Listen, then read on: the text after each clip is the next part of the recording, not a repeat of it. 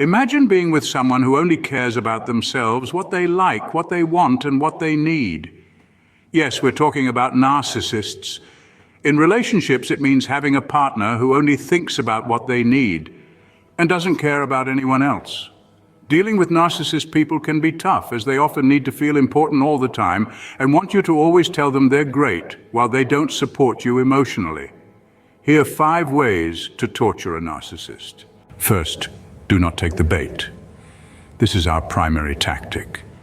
Narcissists, while they may look like adults, have the emotional growth of a child, stuck in a stage where throwing fits and seeking attention are their main tactics when things don't go as planned. Imagine a child in a sweet shop causing a scene because they can't get the largest, most colorful lollipop.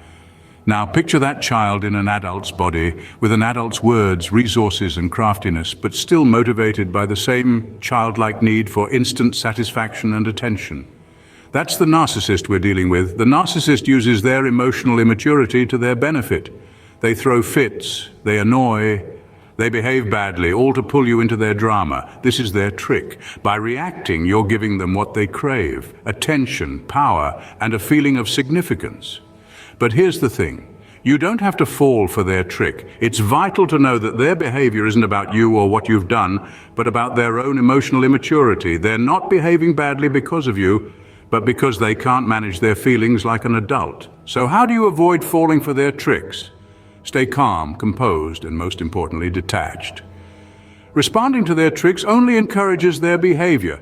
Instead, keep your cool and don't give them the satisfaction of seeing you react. See their fits for what they are, childish outbursts. Remember, you're dealing with an adult who's emotionally stuck in childhood. They may have adult abilities, but they're emotionally a child. Don't get caught up in their immaturity. Instead, rise above it. You have the power to choose not to get involved, not to react, not to fall for their tricks. And that's our primary tactic. Don't get caught up in their game of immaturity. Secondly, remember to avoid their tricks when they try to trick and confuse you. Narcissists are really good at tricking people. They have a lot of ways to do this, with one of the most harmful being confusion. This is a game where the narcissist will try to change how you see things.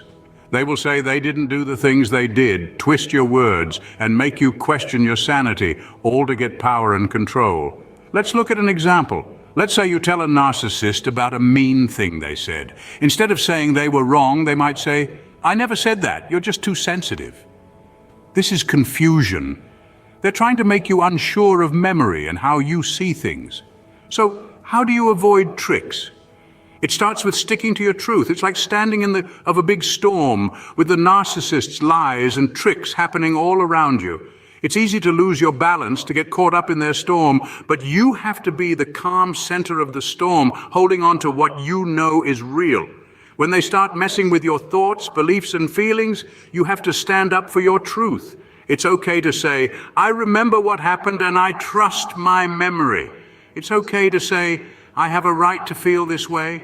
It's okay to say, "I don't agree with you." The important thing not to play their game. You don't have to prove anything to them or get them to like you. What you went through, how you feel, and what's real for you are all valid, whether they admit it or not. Remember, their tricks are about them, not you. It shows their lack of confidence, their need to have control, their fear of showing who they really are. So don't take it personally. Don't let their mess become your mess. Stick to your truth. Don't let them change your reality. Thirdly, make your life more organized. This is really important. Narcissists, as they are, like mess and confusion. They enjoy causing confusion and making things messy around them. This is how they stay in and how they keep you unsteady. But why do they do this? It's quite plain and simple. Narcissists are dealing with a lot of mess inside them. They're trying to deal with something that makes it hard for them to find order inside themselves. Now picture this mess being spread around into their outside world. It's pretty messed up. This is exactly what narcissists aim to do. They try to create as much mess as possible, emotionally and in other ways, to reflect their inner trouble. So what can you do? The answer is easy. Make your life more organized. Plan your day, your routines, your space. Make sure everything is in its place. Every job has its time and every moment has a reason. By doing this, you're building a wall of order around you, a wall that the narcissist's mess can't get through. Remember, by making things neat and tidy, you're not just cleaning up your surroundings, you're building a wall a wall that protects your peace of mind, your emotional steadiness, and your personal freedom. By things organized, you're putting up limits that will help you stay in control of your life. Fourth, use their image against them. Narcissists, by nature, tend to care a lot about their look. They carefully shape how people see them, and they want others to perceive them a certain way. They might portray themselves as kind, caring, or charismatic, but remember, it's all a carefully built illusion. Now, you might wonder, how can you use this against them? Well, here's how. When they act in ways that don't match the image they've shown to the world, don't hesitate to point it out. If they're being mean when they've presented themselves as kind, bring attention to it. If they're being selfish when they've said they're caring, don't let it pass. This isn't about getting back them or hurting them. It's about refusing to stay quiet in their deception. It's about making them responsible for their actions, something narcissists are famously at accepting. They want to keep up their looks no matter what, and your refusal to go along with their act can be a powerful tool for you. Remember, you don't have to keep up their fake image. You owe it to yourself to live in a world of truth, not fantasy. So when they show you who they really are, don't try to make them look better. Don't let them keep a fake image at your point out their behavior. Finally, concentrate on rebuilding your life. There's a feeling of freedom when you understand that your happiness, your calmness, and your growth all depend only on you. The aftermath of a relationship with a narcissist can leave your world feeling turned upside down, your emotions all over the place, and your confidence damaged. But this, my friends, is where your journey towards rebuilding starts.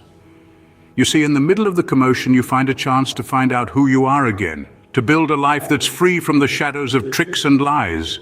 It's about making a place where you're not always on the defense, where your thoughts aren't being twisted, and where your emotions aren't messed with. This is the time to concentrate on your healing, to let yourself grieve for the relationship that was, and the dreams that were broken. It's about accepting the pain, not as a sign of weakness, but as proof of your strength. Remember, healing isn't a straight line. There may be days when you trip, when the memories sneak in and the pain feels new.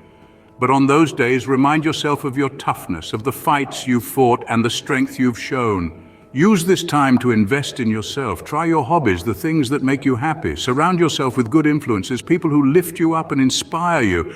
And most importantly, learn to love yourself.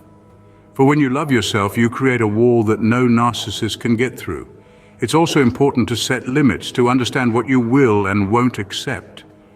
Remember, you are not a doormat to be stepped on. You are a person deserving of respect and kindness. And lastly, forgive. Not for them, but for you. Forgive so you can let go of the weight of hate and anger, so you can free yourself from the ties of the past.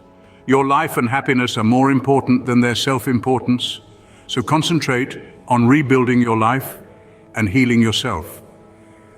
That's all for today. If you enjoyed the video, give thumbs up. For more videos like this, hit subscribe button